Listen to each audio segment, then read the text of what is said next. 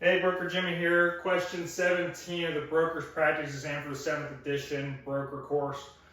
Wanted to go over a math question. This one, what I want to tell you about math is that you don't always have to know how to do the math to get the right answer. About 60% of the math questions are conceptual. So if you understand the concept, you can get the answer without doing any math. I did the math on the right. We'll go over the math in a second, but I want you to understand the concept.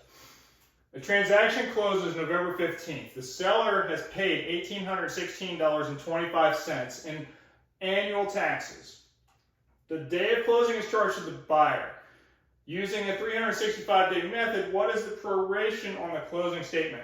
A couple things are really important here. If you're going to do the math, you have to know that a 365-day calendar does an actual days calculation.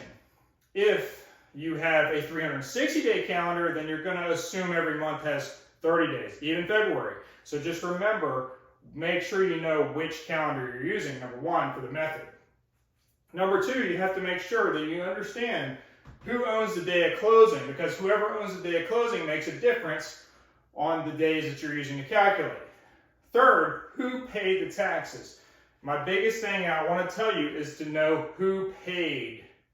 Whoever pays the money gets the reimbursement. Whoever pays the money gets the credit. That's the most important thing. Whoever pays the money gets the credit.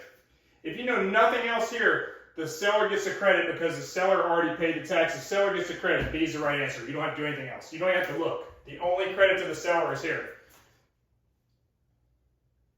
Does that make sense? If whoever paid the money gets the money, whoever paid it already in advance gets the money back. That's who gets the credit.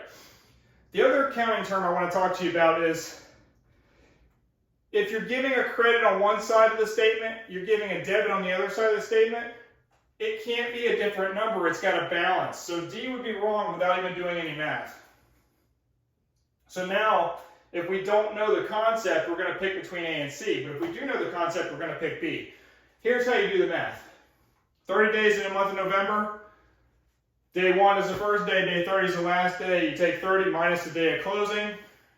But because the buyer owns the day of closing, you're going to add it back. So 30 days in November minus 15 days plus that 1 day back, because the buyer owns the day of closing. If the buyer didn't own the day of closing, then you wouldn't add the 1 day back. And gives you 16 days in November. There's 31 days in December, because taxes are paid January 1st to December 31st. 47 total days. If you take this $1,816.25 in annual taxes that are already paid, divide it by 365 days, because we're doing a 365-day method, you get $4.98 per day. Multiply that times 47 days, and you get $233.87. It verifies that the credit to the seller, because they already paid, is $233.87. That would mean the debit to the buyer would be the exact same number, $233.87. Debit seller's wrong, debit seller's wrong. You don't have to do the math. The understanding the concept here, whoever pays the money gets the money reimbursed. That's where you get the answer without doing any math. Hope that makes sense.